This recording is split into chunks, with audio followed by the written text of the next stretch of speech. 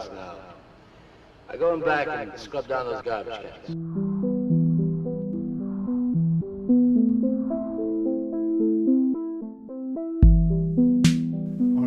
And we're in. Hi there, welcome to Love and Content. This is a new podcast in which I speak to artists and creators about pieces of art that mean a lot to them. Today I'm talking to YouTuber Emporium. Yes, that is his. Yes, his that's real, my legal government name. His government name. Emporium is my father's name. You can call me Superboy. Superboy. Do I have to? No. Okay, good. Yes. Emporium is a video essayist who has been on YouTube for about 5 months now, has made 3 videos, which at the time of this recording are on well over 500,000 views. Yeah. And steadily climbing. That's terrifying. But in an exciting way, right? It's excitingly terrifying. Like a roller coaster, but you haven't got like the harness that holds you in. That does not sound that fun, but I understand. Yeah, so that's just terrifying. I could be flung from this ride at any moment. Which, sounds brilliant. And you wanted to talk about Inside Number 9. I did want to talk about Inside Number 9. So, I gave that a watch. A beautiful 6 seasons and 1 special Halloween live show, which, yes, by the way, fantastic. But I'm sure we can get into it. Why don't you just tell us, first of all, why is it that you wanted to talk about Inside Number 9? It is... Oh, good question. Oh my god, it's almost like I should have prepared better. Spontaneous. It's like our conversation. I wish I had a script. I have always liked the stuff that Shearsmith and Pemberton have done. So I was raised on League of Gentlemen when I was yay high, which I realise saying yay high on a podcast... For the listeners at home, Emporium is pointing at his hand, and it's about... Yay high. It's about yay high. It's about yay high. No, that's good for like an audible medium. Exactly. So yeah, like I've been watching it for like a long time. It's like I've really enjoyed things like Psychoville, and Inside Number 9 is kind of an offshoot of that. I like darkly comedic things. I like things that are, if you like, peeling back an onion almost. So why don't you tell us what Inside Number 9 is? So Inside Number 9 is an anthology show. All of the stories are self-contained for the most part, and they all occur in some place which is the number 9. So it might be number 9 restaurant, it might be a house that is number 9, it might be like number 9 like as a changing room. It's all self-contained little stories, and they usually have some sort of like dark twist at the end. One time it was a shoe. That was a pretty good one. Yeah, that was probably not one of my favorites, but like I definitely enjoy. I think all of them are good. I feel like there's something for everybody in the anthology. Well, this is something that I really enjoyed about the show as a concept, is the fact that it is so varied, and not just in terms of the stories it tells, because it's an anthology and obviously every week it's bringing new characters and new stories to it, but in the tones, because it's something that could only be made by people who are at that point in their careers where they genuinely couldn't give less of a shit about other people's approval anymore and like what's marketable, and they're just following the fun. And so episodes go down wildly different routes, and it's so clear this is just a labor of love. You have some of them are like these twisted dark stories, some of them are straight comedies. There is one that's in a riff on a comedy of errors. It's all set in a hotel floor, the floor number 9, and it's all done in iambic pentameter, which is fantastic. And one of my favorites is the conceit is that it's the director's commentary on one of the sort of very cheesy ghost story for Christmas 1980s self-contained plots called The Devil of Christmas.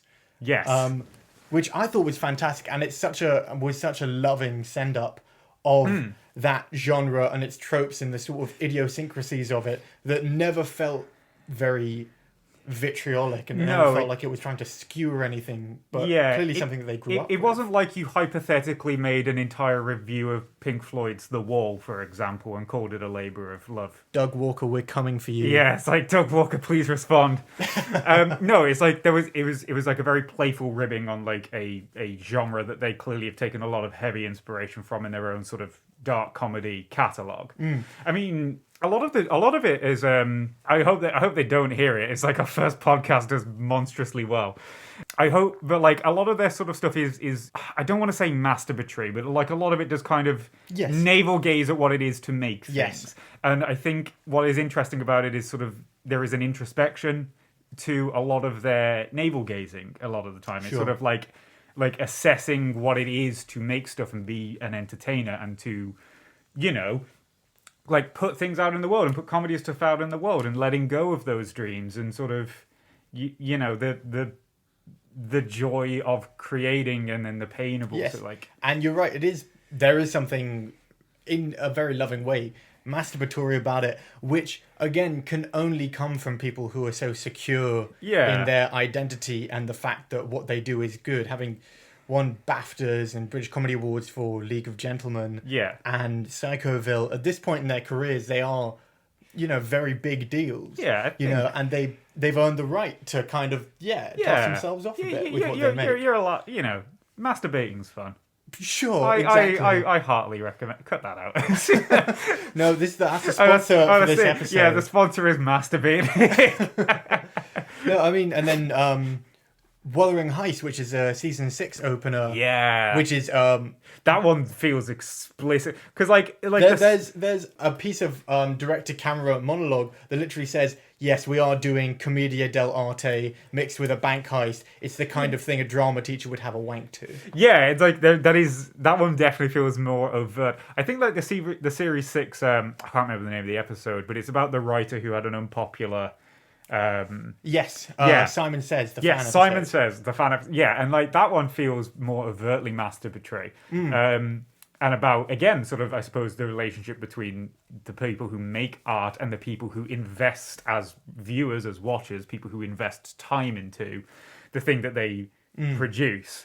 Well, because they have such an interesting relationship with their audience, and I think any show that is at that level of trying to be an anthology show in 2021. Yes, the year of our Lord. Yes, In the current year. but you can't do Tales of the Unexpected anymore, where it's all predicated around sort of building, and then there's a reversal. Yeah. Most of the Inside Number 9 episodes, especially the ones with a twist, are fun because there's a reversal on a reversal. Yeah. Some sort of double bluff Yeah. of some kind. And I think there is something very, I don't know, modern or even postmodern about that, where it's a show that is hyper aware of the act of being watched. Yeah. You know, of taking the audience on a ride and saying, we know that you are watching this critically and attempting to decode it while you watch. So our goal is to stay one step ahead of you at all times. Yeah. You know? I mean, well, the Facebook shitposting group is literally called Inside Number 9 Twist Posting. Sorry, I feel like it's a postmodern deconstruction of what it is to dupe your audience, and there's a shitposting group on Facebook. Every is single discourse. every single show that I talk to you about, you always say, "Oh, are you on the shitposting Facebook?" I'm like, no, I'm not. But of course, there is one. There is. It's like, have you seen Chernobyl core posting? Oh my! Yeah, that was the wildest one to me. Arguably the least funny show ever conceived of, and there is a shit posting Facebook. I bought a shirt that was based on a meme from that. It's probably the most cringe thing I've done. Sure. Yeah, I mean, I've done many cringe things. It's my biggest failure to exist. But I feel like buying a cringe shirt is like based on a meme that came from Chernobyl core posting. I think is definitely up there. I mean, there's something so interesting about the way that they are a sort of old media. I'm saying old media when I say that, I refer to television and film and that, in terms of not that it's outdated, the future is not now, old man, but that I'm talking to you who is a YouTube creator, which is inarguably new media until a TikToker comes and beats you to death while you sleep or something. Yeah. Oh boy. But they have this relationship with their fans, which is very hyper aware and sort of winks at them. Yeah. In a way. I mean, in the podcast they do Inside Number 9. Yes. Yeah. Inside Number 9, which was basically a replacement for DVD commentaries, because for the first few seasons they did DVD commentaries. because DVDs were still kind of a thing. And then they went, oh, no one buys DVDs, let alone listens to commentary, so they turned it into a BBC Sounds podcast. Yeah. And in that, they talk about how they hide a hair in every episode. It's sort of an active engagement with your fan base, which I think is a new thing. I mean, because... I think it's interesting. Sorry, I didn't mean to cut you off there. I think it's interesting that it's... a lot of people will talk about parasocial relationships, and I hate saying it because it immediately just makes me think, like, I don't know, there's sort of like I have a visceral reaction to it that I can't quite because it's a big part of like Tumblr discourse, and you don't want to overuse it. Yeah, like there's a website called tumblr.com. I don't know if you've heard of it. But yeah, so like I dislike it as a sort of term, but then also you can have more direct engagement with sort of like the people who view the stuff and the things you make. It's like you lose that sort of barrier in many respects. And television is almost like a degree separated in that regard. It's like it's eroding now, obviously, with the rise of everyone needs like a social media, but like you have people who are producing stuff on television who act as like a barrier between the audience and the sort of actors on screen. And you like can't have that sort of like direct engagement, wink and nod with the audience of like hiding like a thing on the screen without eroding that wall that television constructs. And I think to a degree with new shows, you sort of have to erode that a little bit. It's not like the glory days of television. I think one of the great lines from BoJack is it in the 80s when they're filming their sitcom, is like, we're not in trouble unless we drop below an abysmal 30 million viewers a night or something. Because with the sort of infinitude of choice that is the modern world, not just with hundreds and hundreds of channels, but hundreds and hundreds of different media content suppliers of different... And all competing with each other as well. So you can't just rely on having millions of people tune into your thing anymore. It has to be an active engagement. You don't have viewers, you have fans. You know, and they do have this critical awareness of having an audience. Yeah, there's a YouTuber I really like called Dreg, and he kind of engages with that directly in a lot of the things he makes on his channel, where he sort of says, I want to make art and I want to make sort of like this product, and he's sort of having a Socratic dialogue with himself, where he's talking to himself, like applying to be a public figure, and he's saying like, oh, I'd like to create, you know, this sort of like post-satire, meta-satire, like deconstruction of like, you know, art and sort of like the exploration of what it is to create something. And I want people to enjoy that, like the thing that I make as like an entity unto itself. And the person that he's talking to in this like dialogue is like, no, you are the product. When you're a public figure, you are the product now. And that's kind of like, I suspect a virtue of the fact that you have to compete for lots and lots of eyeballs effectively in a time where like choice is more abundant than ever. Like you have approaching near infinite shows to watch. Like almost everyone and their mom has a YouTube channel now, you know, like, and they're all competing for that. Not all of them have over 30,000 subscribers. But yeah, like, I mean, you know, people are competing for that sort of space. People are competing for that sort of, you know, attention. And part of gaining that sort of attention is building a community directly. And they do kind of expect on sort of like social media, and of which YouTube is, to have direct engagement with the people making. But the ultimate difference being there is still that line. They are always going to be engaging with fans on their terms. Well, yeah, we'll make a little game for our fans where they have to spot their hair, or we do a podcast, but it's very one-sided. You know? And I think the episode Simon Says, in which a sort of Game of Thrones-like show creator is held at sort of blackmail by an obsessive fan, it's an interesting concept of them exploring the parasitic nature of these fans who desire these things and from feel like their creators owed them as well. Yes. Like I quite like that sort of that episode, partly because on the surface it's like, oh, this is parallels between like David Weiss and like that's the guy who wrote Game of Thrones, like D.B. Weiss and David Benioff. Yeah, the DB boys. You just compounded their names into one super creator. One Superman. David Weiss. David Weiss. Like Yeah, but like I'm gonna stick with that. Sure, right, sure. right. So David Weiss, the one and only person who made Game of Thrones, That's right. and no one else. Like that's the immediate parallel. Is like you think, okay, Game of Thrones ended on like a wet fart of a wet fart, and people were understandably upset, and like Reddit took to writing out this is how it really should have ended. And watching it, it's like, okay, there's the immediate sort of like surface level take. It's like, okay, I see parallels, and then you dig into it, and it's a bit more like, well, as show writers, I feel like they could turn around and say, well, we could choose to end this show any way we see fit, and we don't have obligations to our audience other than to, and they did this with Westworld as well, it's like other than to like out twist and outsmart the people on sort of Reddit. And I think George R. R. Martin said, it's like, well, if you've written a book that sort of says that ends with the butler like doing it, and then someone figures out that the butler did it, you can either retinker your whole story, or you can proceed with the plan and have it that the butler did it, and know that some people in your audience are going to know where you're going.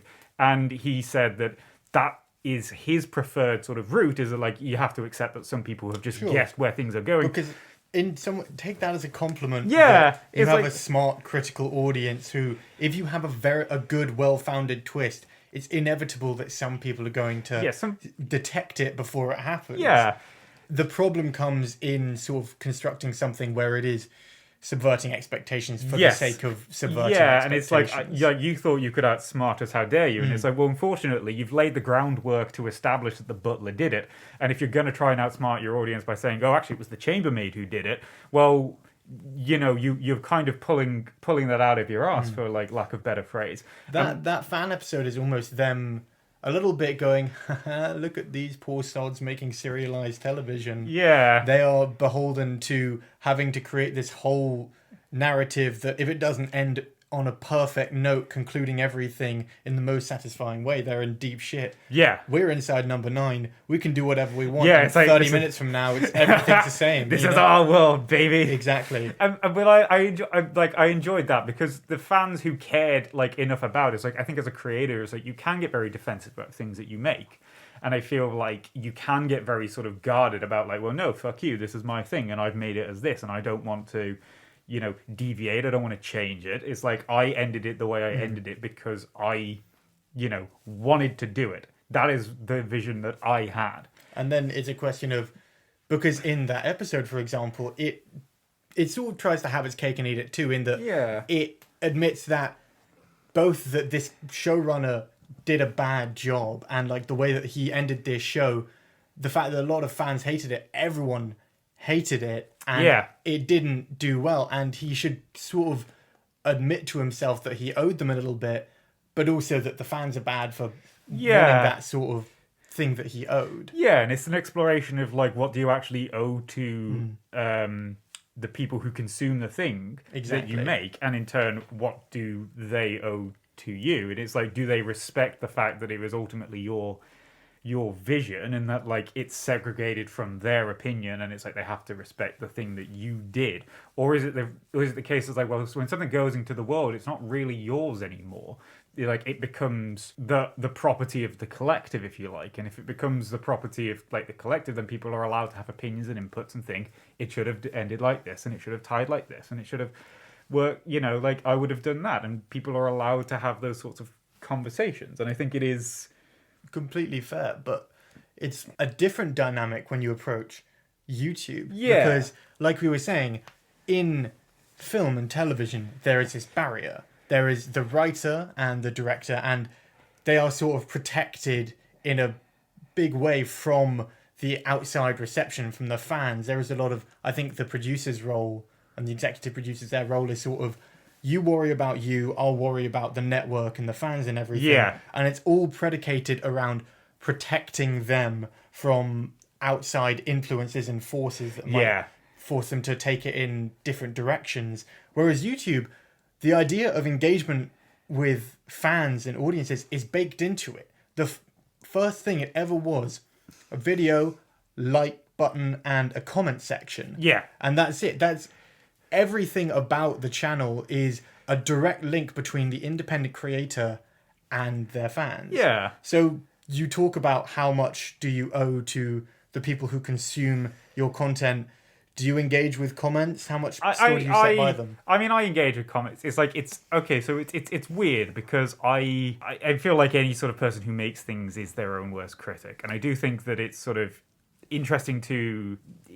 I do like sort of engaging with sort of like dialogue. Sometimes the things that people say is just like it's crap. Basically, it's like they are needling you, I guess, to try and get a response sometimes. And it's sort of remembering that you don't have to stick your oar in on everything. Sometimes you have to recognize that language is not particularly clear. It's fuzzy. Like I will say a thing, it goes into the world. Like I built a thing in my brain, I put it into the world. Someone will take the thing I built, put it into their brain, and like reconstruct the meaning I was trying to impart onto it. And things can get lost in translation there, or like you omit certain things because you don't think it's relevant, and another person will think, well, hang on, I think you should have included this. And sometimes you just weren't particularly clear in the things that you made. It's like the first thing that I made, a lot of people kind of said, hey, that sort of conclusion feels like it comes from nowhere. And it's sort of like, I think they're sort of, they have a case there, to be honest. I think it does kind of come a little bit out of the blue, and I could have spent more time establishing how I got to that end point, if that makes sense. My dear listener, I am shaking my head. Super Emporium's first video, Saving Mr. House, and how to Saving Mr. What's it called? Hang on. I'm changing that We're name. running it back. Super Emporium's first video, the ideology of Mr. House So you're and doing how to great, save sweetie. democracy. I have it written down here because it gets muddled up in my head a lot. Yeah. No, I'm changing it to Saving Mr. House. That's so much better. Oh, good. Well, pay me Yeah, royalties starring then. Tom Hanks. Oh no, that's what that's from, isn't Yeah, it? so- The Walt Disney movie. Oh Christ! Oh, he's the kind man who owns the strip. It's the ideology of Mr. House is a very, very insightful analysis of Fallout New Vegas and the manifold political ideologies in the game and where they take influence from real life, sorts of democracy. What would the Singapore model be? I suppose autocratic capitalism, with the way that you would call it. Exactly. And how that what the game has to say about Yeah. the functionality of those systems. Yeah. And I think what's great about the way that you approach it it doesn't come from, I'm going to rant about this game and the problems. You take the philosophy of the game and you talk about how it applies to the real world. Yeah, I still think I could have done a better sort of job on I did actually cut a lot out of the conclusion, which is kind of why when people said, hey, that kind of feels a bit left field, I could kind of see where they're coming from. So, like, I feel like sometimes, like, a lot of the criticism you get is just kind of people who either want sort of attention from you or are, like, just disagree with you. You could sum up a lot of discourse, to paraphrase Sarah Marshall. Oh, my favorite fruits are apple, banana, and mango. And then someone will come in and say, you forgot orange, and it's like, no, that's your favorite fruit. And that's the thing, is how much of it is in good faith versus how much of it is in bad faith. I think. And sometimes you do get people good, but like I've had a fair few like linguists pop up on the sort of Coco video and sort of like I was quite persuaded by like sort of Chomsky's view of language, if you like, that is sort of like an acquisition device in the brain that kind of predisposes us to language, and it's sort of, for me, it's sort of like a lot of the views on, say, particularly tactile languages, so like touch-based languages and signing languages. They are perfect sort of like vectors for language, like phonology, like grammatical structure, all that sort of stuff.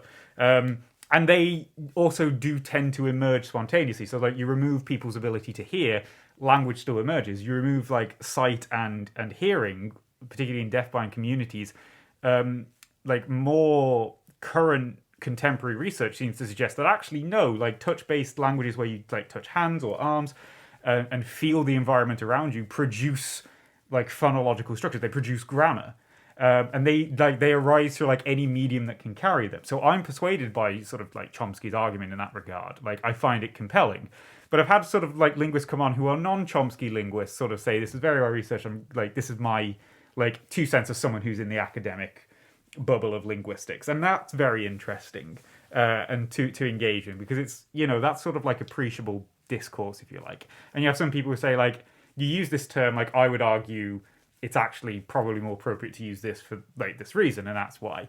And I think sometimes people who can like sort of say like that wasn't particularly clear and I couldn't follow what you were going for. I feel like the book does kind of stop with you if you weren't precise enough with what you were saying. And I feel like that is sort of like good to listen to, because as just like a bloke on the internet, I'm not infallible. There are blind spots that I have. There are things that I will miss. I try and sort of like accommodate them as best as I can, because I live in like an uncertain sort of bubble, if you like, where it's sort of difficult to sort of pass what is sort of correct, particularly when there is sort of like lots of frameworks you can view the world through.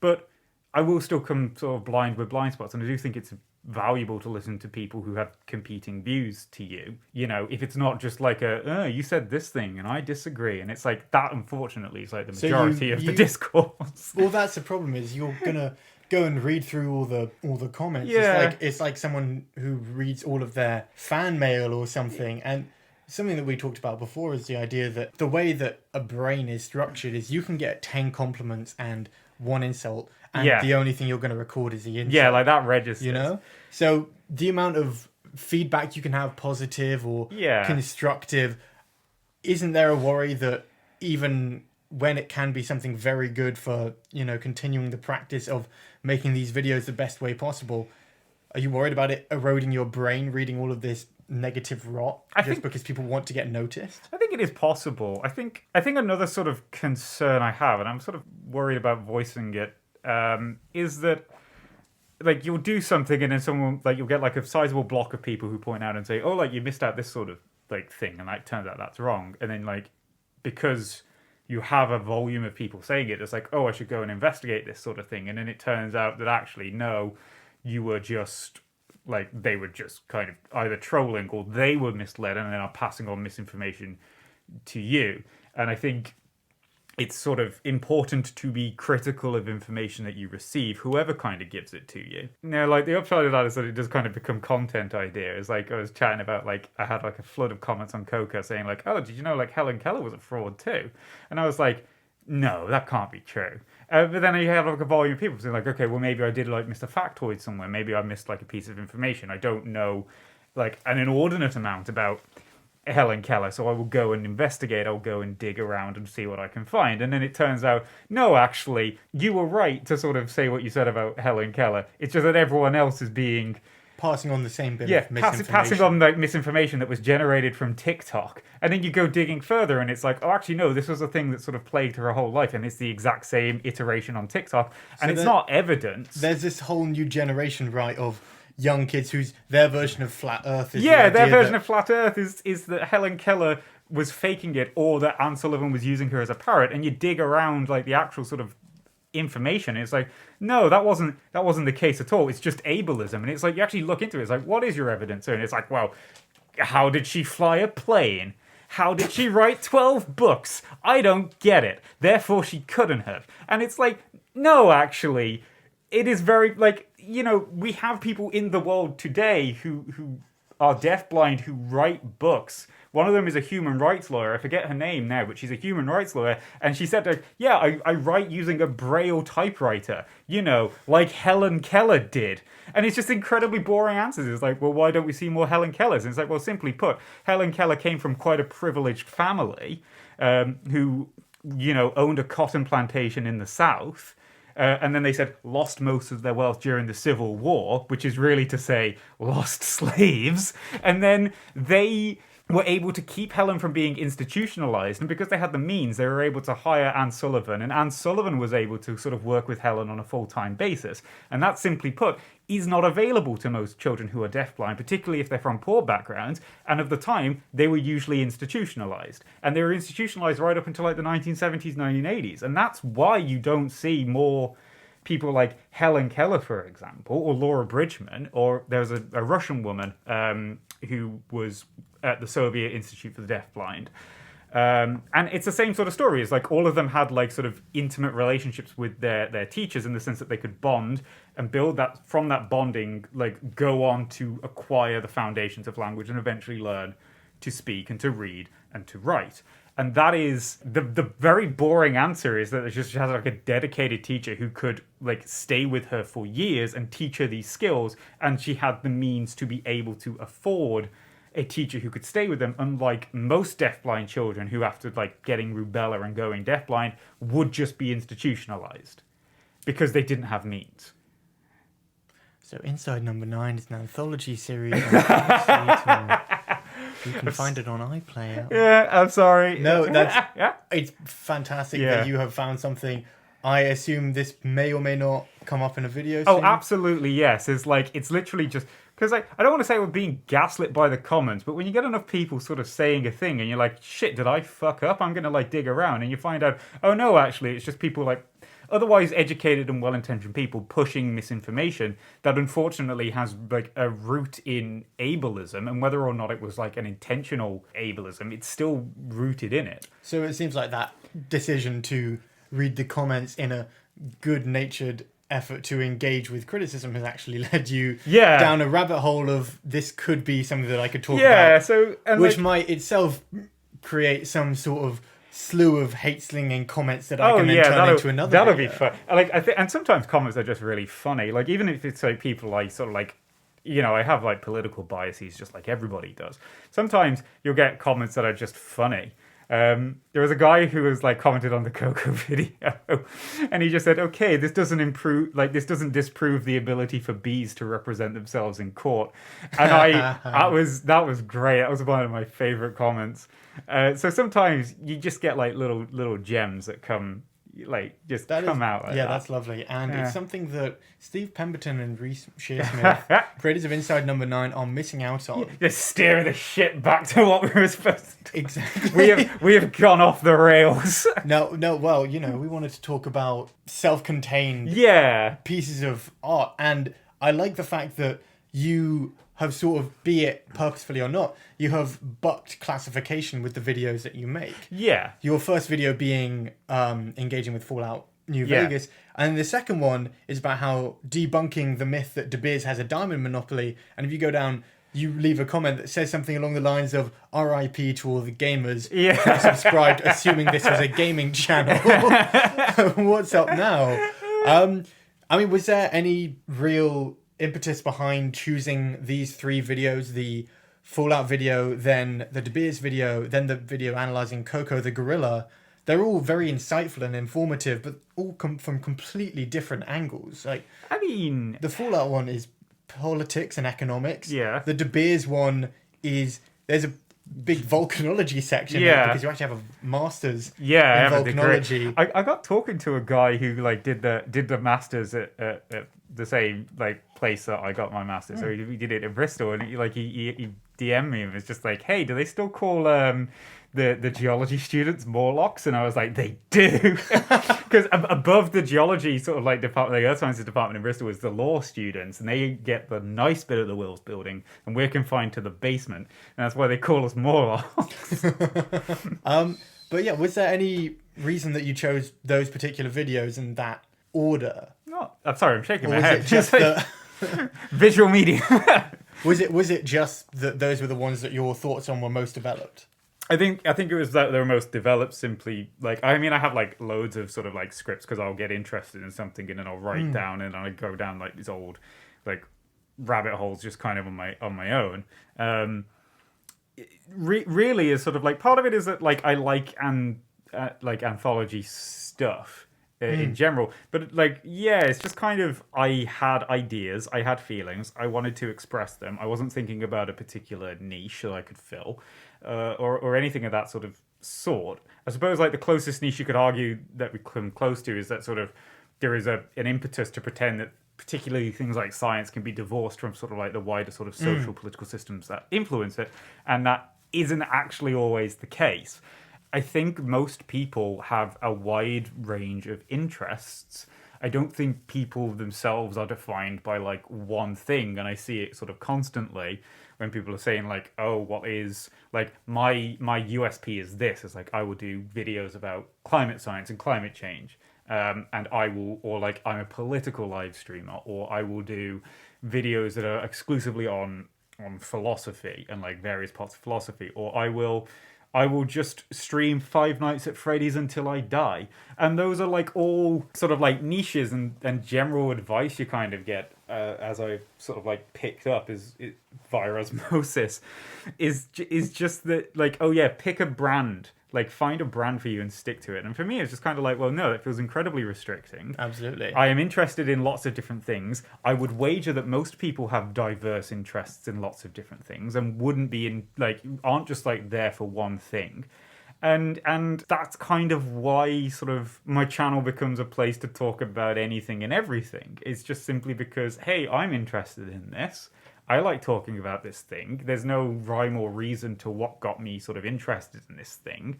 But the fact is I am, and now I'm presenting it to you. So I don't think there is ever going to be like a theme That's fantastic. on the channel, to be honest. It's brilliant. And much like Inside Number 9. wow, Simon, a seamless reintroduction. Hey, is that a segue going past? Because Inside Number 9, yeah, it's an anthology, but something that's very cool about it that doesn't really share with any other anthology series that I can think of is the complete lack of tonal, center. Yeah. Because everything has some sort of center to it. Black Mirror is technology oriented and it has this sort of unerring tone of gravity or ambition to it in the stories that it aims to tell. The Twilight Zone is a thought experiment, you know, and it has this it's always tightly wound around a point, be it if a character study or a situational study. And, you know, something like Tales of the Unexpected, which is fantastic, by the way. I fell down that not seen it. rabbit hole when I was, you know, preparing to talk about this, because it's the one sort of anthology show that I suppose you could see the most direct link to from Inside Number 9, because it's another show where the only sort of promise is there will be something that's unexpected happening. And the first season is adapted all from Roald Dahl stories, and which is brilliant. Yeah, because it's like you don't think that dude was fucking unhinged. He was a nut. And it's weird. It's like you just got like left field information about Roald Dahl. It's like, oh yeah, I wrote like ideas on like fake thigh, and you're like, I'm sorry, Dahl, run that past me again. And then he would just come out with like something ragingly anti-Semitic, and you're like, oh, okay. Mm-hmm. But none of that in Inside No, Number 9. none of that in Inside. See, that's Fun the thing. family times. There is no center to it. There is like, even the best people can say is, oh, it has twists and it's sort of darkly comedic, but neither of those really feels that hitting the nail on the head, because that doesn't recur in every episode. The only center is the author. Yeah. You know, this is the thing about any anthology show, to be fair, is the fact that because you don't have the familiarity of recurring characters or recurring situations, the thing that everyone knows about anthology is the author. It's why Rod Serling made an appearance at the beginning of every Twilight Zone episode. The first season of Tales of the Unexpected starts with Roald Dahl sitting in an armchair, looking at the fire, which is nuts, by the way, because he doesn't give a shit about what they're doing in this show, because he's already made his money. He has nothing to prove. So whereas in the Twilight Zone, for example, he would go, greed is a funny thing. It can exist between the summit of a man's hopes and the pit of his... No, sorry, that's just the intro to the Twilight Zone. Yeah. But Roald Dahl didn't care at all. So he would just sit in his chair at the beginning of every episode and go, this is quite an interesting story. Sometimes it takes me quite a long time to write a story, even if the story is short. Let's see what happens. And that's just the opening of the episode. And then even something like Black Mirror, we all know that it's created... Well, a lot of us know that it's created by Charlie Brooker, because that's the only sort of consistent stream in all of it. And Pemberton and Shearsmith reoccur in every episode or almost every episode as actors. And I don't know if you noticed this, but in the credits of the episodes, it doesn't say... It says the episode title. It doesn't say written by. No. It just says by. Yeah. Like it's a book. Yeah. No, it's like... I also think that's interesting to pivot slightly. Sure. Is that things like Black Mirror, The Twilight Zone, I'm not too familiar on Roald Dahl's thing, but I'm going to Oh, it's a fucking trip, man. I am going to have a punt at like Tales of the Unexpected. They usually express some sort of anxiety. Like Black Mirror, sort of like Charlie Brooker has, and I know it's the meme is like, oh, what if your man ran on better? Christ, that's my British accent. That is racist, Simon. I would like to apologise to all the British people listening who might be offended. What if your man ran on berries? Oh, crocky, I'm Australia, right? So, like, but like that's his anxiety. Like that's the meme. But like he has genuinely sort of expressed anxiety. It's like Black Mirror is the name of like a phone. Like the sort of darkness of the screen reflecting back at you. That's why it's called, like the screens are like Black Mirror. And I think one of the first things he wrote for The Guardian was like expressing as like, I don't like screens becoming a bigger presence in our lives. I think it's things like social media are sort of like an unchecked experiment, like one of the largest scale experiments into sort of like human psychology and sort of like how we will respond to constant stimuli. And I don't think anybody's thought about it. And that's like a fair... I know that's a bit what if phones, but too much. But like I think that's a reasonable sort of anxiety to have. Sure. And that is expressed in the things that he makes. And sometimes it's that technology can do good. Sometimes the technology does bad. Usually it's people who are acting. Is that the technology is like neutral. And it's sort of the human sort of social structures that use the technology for good or for ill. And then the Twilight Zone, again, is sort of like the stuff of the Twilight Zone I've watched. And I can't not think of like Futurama's The Scary Door. Yes, absolutely. It's like person who does the intro to The Scary Door. Yeah, lives rent free in my brain every time I watch an episode of The Twilight Zone. Yeah, but they have similar anxieties. Like one of them is about like the guy who survives like a nuclear war, and then he's like, oh, I can finally read all my books, and then the last scene is that like his glasses break, and he's just like, that's not fair. It's really, but like, you know, those sorts of like expressions of like particular anxieties about modernity, if you like, or like exactly. The unknown, and using these sort of hypothetical unknowns, it's always as allegory, you know. Like The Monsters Are Due on Maple Street, which is about Cold War paranoia through the lens of what if aliens who look just like us came to Earth. Yeah, which is it's a wonderful show in that way, but there is always this sort of anchoring to it. But inside number 9, again, there is no anchoring. The anchoring is we want to have fun. Yeah, and we're gonna do anything we want. And I think a lot of the truly great and memorable episodes are the ones where they do something entirely new. Yeah. Such as The Devil of Christmas, which I think we mentioned, or Zanzibar, the Iambic pentameter. A Quiet Night In is like the second episode of the first series, and there is virtually no dialogue in it. It's all like pantomime silent acting. And that is fantastic. It's one of my favorite episodes, and it is... Yeah, like there's no like through line. There's like A Quiet Night In is like completely disconnected from, say, the 12 Days of Christine, which is completely disconnected from Sardines, which is like the first episode. Yes. Completely disconnected from I can't remember the name of the episode. It's with the monkey's paw sort of like plot, like the rabbit Tempting Fate. It is like completely disconnected from all of those. The only sort of link they have to another thing they've made is that I think it's series 5, they have a character who was in Psychoville. Mr. Jelly, yeah. And he appears For those listening at home, I watched all 37 episodes of this show in 1 week, and it turned my brain into soup. I can't remember my own mother's face. An Emporium of soup. Wow. He's available on youtube.com if you have your smartphone or Black Mirror with you. Yes, you type HTTPS. All right, settle down. But yeah, I think not only the twist aspect of it, I think it is, because it's like the reversal on the twist that you sort of expect.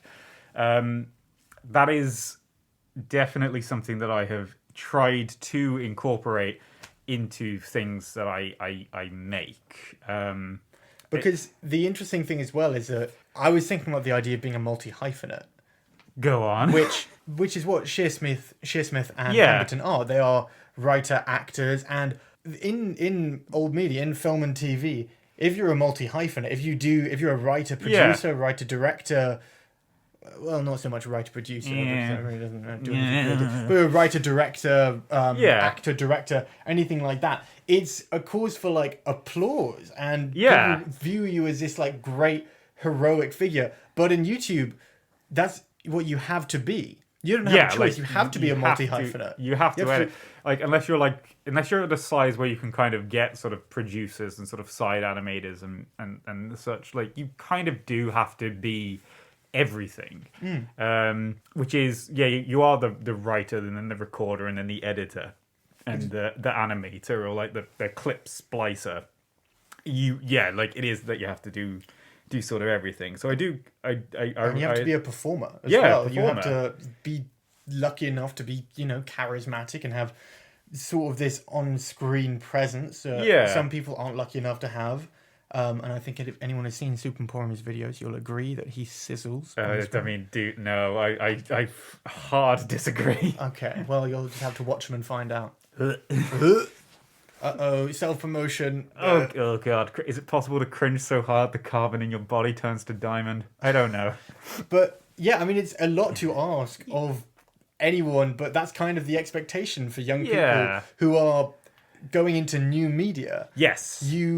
It's kind of a comment on like going into the workforce as a whole, in that you have to be sort of proficient in a dozen different things to even stand a chance. Yeah, you have to have many different skills. It's like, well, the job I'm shifting to is coding, and I don't like my main experience is working in the environment sector.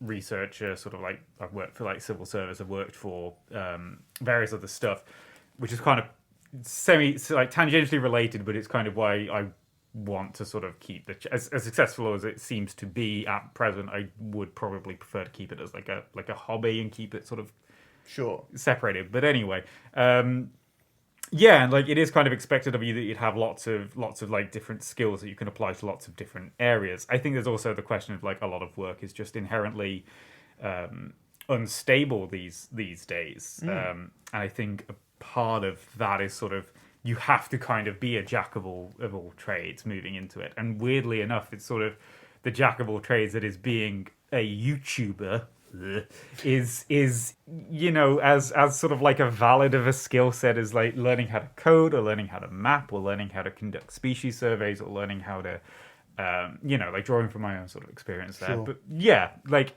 it is commendable, I think, to have a wide range of skill sets. And I suppose not that everybody chooses instability, but I think it ties back into sort of a wider idea of people are multitudes. They contain multitudes, and like just as people will have various interests, lots of people will have different sort of like skills or things that they want to learn, things that they are motivated to learn.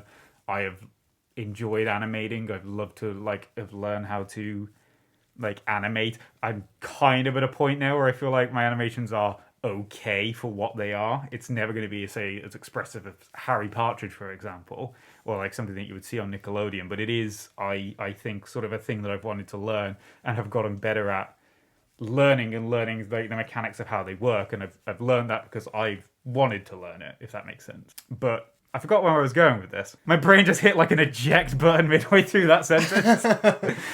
Well, you want to be everything in one, because that's sort of what you have to be to get anything off the ground in this sort of new climate. Yeah. Where there's so much more of an expectation on you to be able to be your own sort of multimedia empire. I sometimes get so mad when I read like articles or like I interview people. I spoke to a screenwriter when I was at my undergrad, who's fairly successful and he writes for a few BBC shows. And I said to him, how did you get your start? And I was expecting him to say, I don't know, something along the lines of like, oh yeah, well what you need to do is you need to join this internship scheme, or like here are the contacts that it's helpful to kind of make. Yeah. And he said, well, I wrote a script and then my brother found it in a drawer like a year later, and then he sent it off to a now defunct BBC reading program, and they said, we like this, and they made it. And then I read John Swartzwelder did an interview, who's one of the writers for The Simpsons, arguably the best writer for The Simpsons. Oh, and I don't know, David Cohen's pretty great as well. He's up there. And he said he got to start writing SNL, and he said something along the lines of, oh, well, I sent them a few jokes on an A4 piece of paper, and they hired me, and my blood boiled. It is incredible the level of luck that it's sort of like random chat. Like there are like people who I watch, like channels that I watch that are like really good I'll give him a shout. As I quite like Little Hoot. I quite like. There's an Irish person who they do a show called like The Liberal Cook, and I really enjoy the stuff that they make, and it is shocking to me that sort of like it's very well made, very well produced. They're like clearly having like a lot of fun with it, like chewing the scenery, and it kind of doesn't sort of get eyeballs on it, for lack of a better word. It's like people don't like it isn't like sort of like pushed into every sort of screen in every home, and there's no controlling that. It's like, now I think to a degree you do have like lots of people who will make stuff and it is like not particularly well produced and it doesn't get picked up because Daddy Google and his magic algorithm is ultimately monitoring the hundreds of millions of eyeballs who are going through Daddy Google's websites every single day. Sure. And I think, you know, it's sort of seeing what they watch and then sort of like crafting recommendations based on what they watch and what will keep their attention and what will hold them on the websites. And there is a lot of stuff on YouTube that is just sort of like not going to hold people's attention. And I would argue, sort of like my stuff included, it's like it's not going to be for everyone. It's not going to hold everybody's attention. Exactly. So like a part of your skill is like a part of skill is required. Sort of like there is an entry level of skill, but it doesn't guarantee success. It's like through your skill, luck is made manifest. But you do need a very big luck component that you don't really have much control over. And I think that is an oft not talked about thing when people go into making stuff, is like you will roll the dice on a thing that you make and it will fail, or it will take time to kind of build momentum. It's like, I don't know, like a train that accelerates exponentially. And that's kind of okay. And it's sort of, if you want to get better at making stuff, then it's very difficult to get sort of live feedback in the moment, if that makes sense. So a lot of it is sort of like, you have to hit the ground running and you have to be good kind of out of the gate, unless you're going to go in for the long haul and just be very sort of like very slowly improve and get better.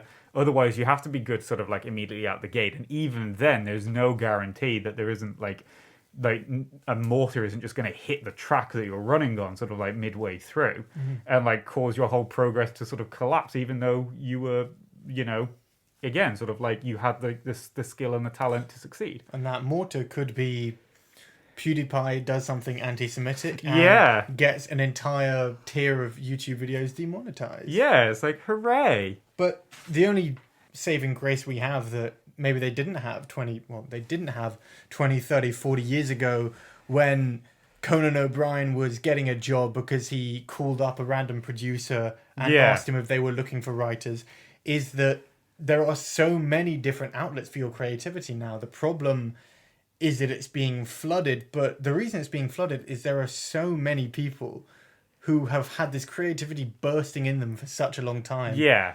And only very, very recently has that been something that is available for more than the very, very few. Yeah, I'd say like for all the problems that I think YouTube has, I think one of the main sort of and this is the thing I've gotten interested in, is that sort of one of the utopian ideals of like the early internet and of early Google was the democratization of data. It was, you know, everybody can converse on the platform that is the internet, and there are no hierarchies and there are no sort of like structures. We will all converse as equals is the dream of the utopian dream of the internet, if you like. And I think for good and for ill, it does kind of provide a space where anybody can put something out there and it can sink or swim, and there's no real control over whether or not it sinks and swims, unfortunately. But you do have an outlet for a voice. I was thinking about this as like sort of like Twitter in a lot of cases. Sometimes you get movements that are like Oscars So White, which allows sort of like black communities to effectively organize around a particular sort of hashtag. Otherwise disparate sort of like people can organize around this sort of like unifying hashtag and then sort of like exert direct pressure onto the institution that is the Oscars. Something that would not have been something that wouldn't have been an option. What did we have back in the 90s? A Oh, mail-in letter campaign? I'll send a carrier pigeon. And it's like That's right, old people, you'll be dead soon. Yeah, and now it's just sort of like, oh no, it's like if I put like a tweet and a hashtag and it gets trending, it's like it's going to kick up the chain and eventually, I don't know, Martin Scorsese is going to see it. You know. He doesn't have I know Twitter. he doesn't have Twitter. You seen those fucking Coke bottle glasses he's working with. Martin, please give me a job if you're listening to Yeah, this. it's like, hey Martin, I love you. I have a script. I could send it to you if you prefer, but... He's like, you come here often. But yeah, so like sometimes that happens. And then sometimes you'll get something like, I don't know, Gamergate. And it's sort of like, that's... yeah, for good You or for had ill. a panicked look at the mic when I said that word.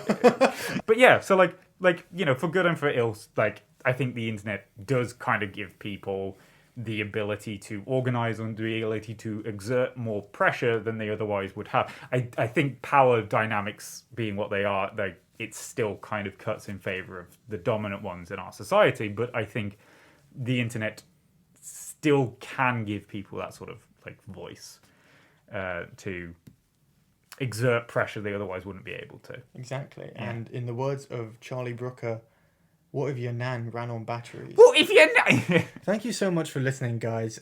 This has been Love and Content, a new podcast. we can't go with the paid and exposure, can we? No, well, see, I had a different idea for the name of this podcast, which is taken, but... Oh, you bastards. You know what? Paid and Exposure, the podcast, give them a few listens because they only have one episode. Yeah. And I think they could use the love. Keep going, guys. You got it. I've been talking to Super Emporium, whose videos are all available on YouTube. .com. YouTube.com.org or .biz. They are... That's not true. Don't type in those domains. Don't look at the biz. They are genuinely fantastic, well-researched, insightful, and I could not recommend them enough. Pew pew.